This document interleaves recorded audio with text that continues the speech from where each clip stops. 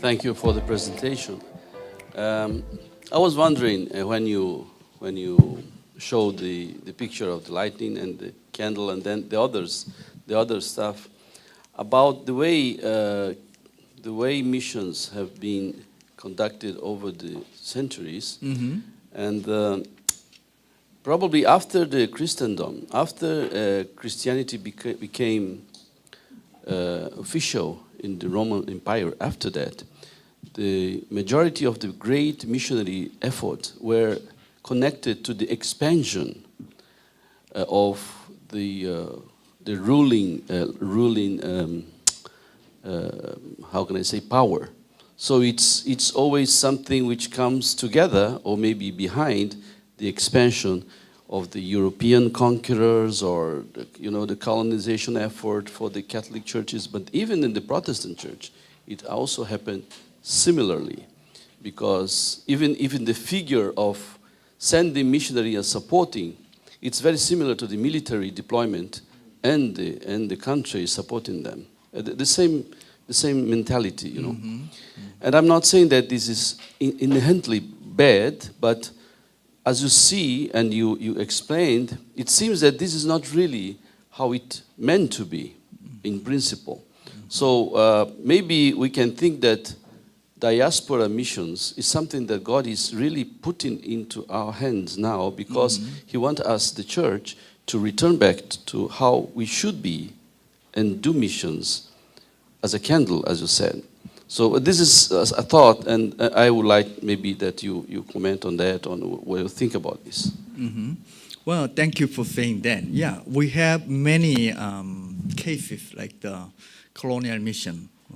Actually, even Protestant mission itself, actually, we use the vessels of colonialism. Whether we want or not, it was the truth that the colonialism actually provided kind of logistics for many missionaries to go overseas. They provided means. And Christianity was often perceived as a kind of agency of colonialism.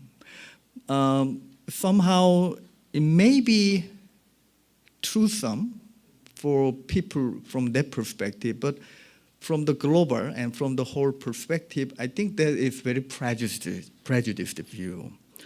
I think mission always take place in two layers.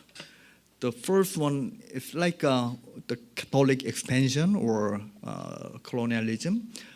We have the mission approach from the powerful nation to the powerless nation, or from powerful position to the... that was not deniable.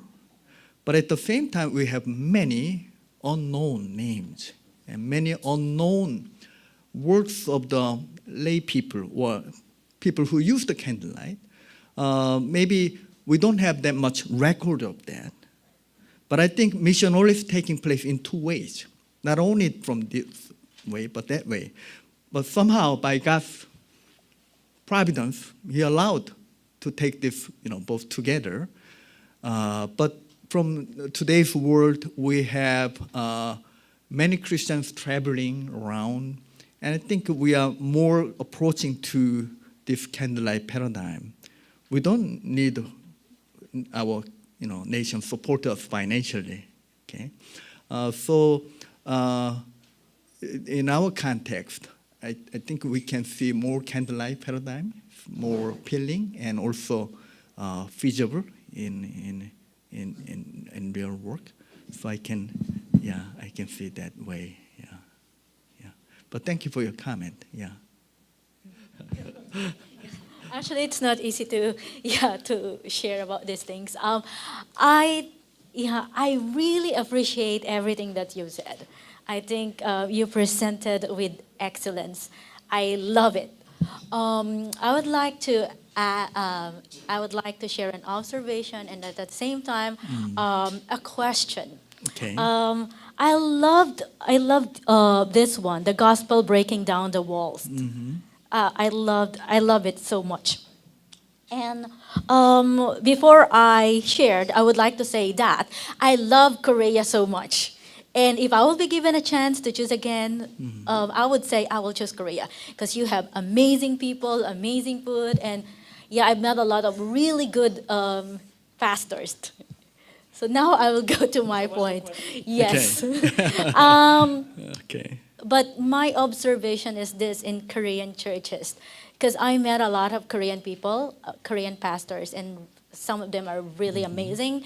But I met a lot of Korean leaders in very good positions, and I've heard them saying things against other churches or against the people in their like their junior pastors. They would say, he's evil or he's devil or something like that. And sometimes I was so shocked and I would say, why would you call your assistant pastor as a devil? You know that words are very powerful. So I would comment on those things. And I observed that when they talk about other churches, they would say that church is not good, that university is not good.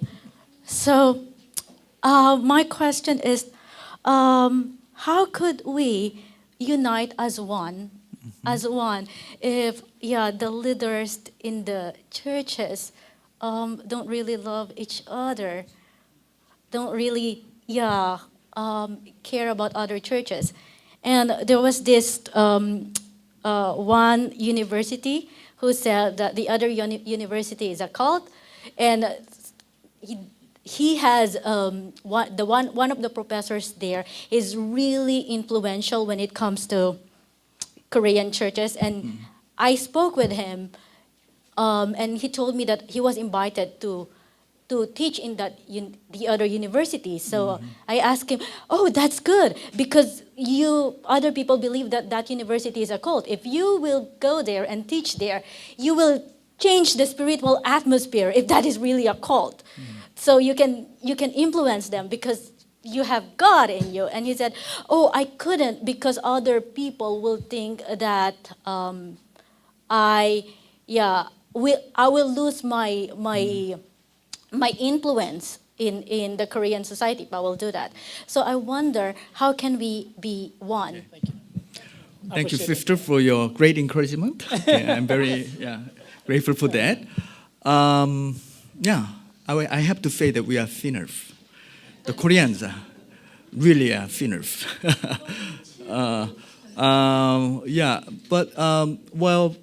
Koreans. I'm in the middle 50s, but when I was growing up, I heard a lot of discriminating, expression and words. We don't usually call others in nice way. When we call other ethnic people, we always use the derogatively the term, a very negative way to do it. I think the greatest task for the Korean churches, especially for the Korean church, is to realize the real nature of the gospel. It's not simply the gospel. It's not a kind of getting a ticket to heaven. It's not a ticket to heaven. Yeah, it is a ticket to heaven. Christ is guaranteed. But it's really reconciling us by Christ's examples.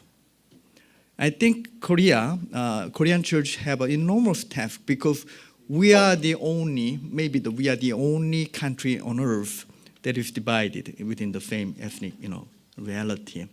And I think the Korean church, we prayed a lot, but still we have a far way to go. If we really want to be united politically or whatever way between the North and South Korea, I think the role of the Korean Christian should be very decisive and crucial, because we are the very people who have to exercise the very nature of the gospel. I think this day we have a great opportunity to be disciplined, because we have many more different people from different countries living with us and working with us, and this is a great chance to realize that and to repent. All right, one more question.